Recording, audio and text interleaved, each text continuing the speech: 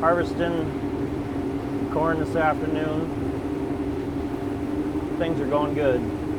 You want something that's gonna do a good job and try to get the most corn in the combine that you can. It doesn't matter what you got behind the head, you got to get the corn in the combine. That's just one of those things that makes this head one step above anybody else. And along with the self-adjusting deck plates and the quad suspension, the gathering chains, it just gets the corn into the head and into the machine.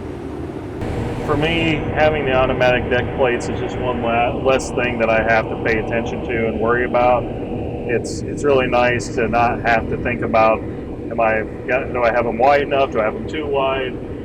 You of course really can't see them, so adjusting them manually before was hard because you didn't know if you were too far apart, if you were too close.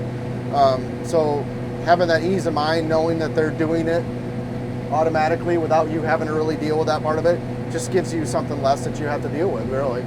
I suspect in the future that's going to be a huge savings to us as far as field loss, because like I said, usually you can hear a lot of corn popping, hitting the windshield, and you can hear ears flying around from row to row or out of the row, and I have not seen any of that.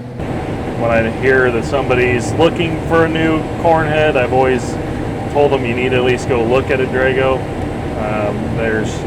In my mind, there's no other head that I would want that's out there on the market. The quality that goes in these things, like I said, the longevity of them.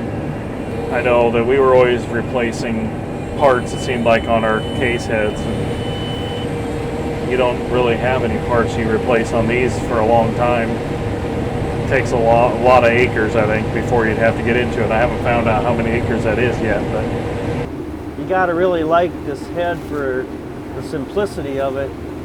We don't have any chains on the end to check and tighten anymore. There's no auger chain. It's a gearbox, and it really makes it simple. You can tell by the fit and finish that there's a lot of quality put into this head, and it's going to run a long time.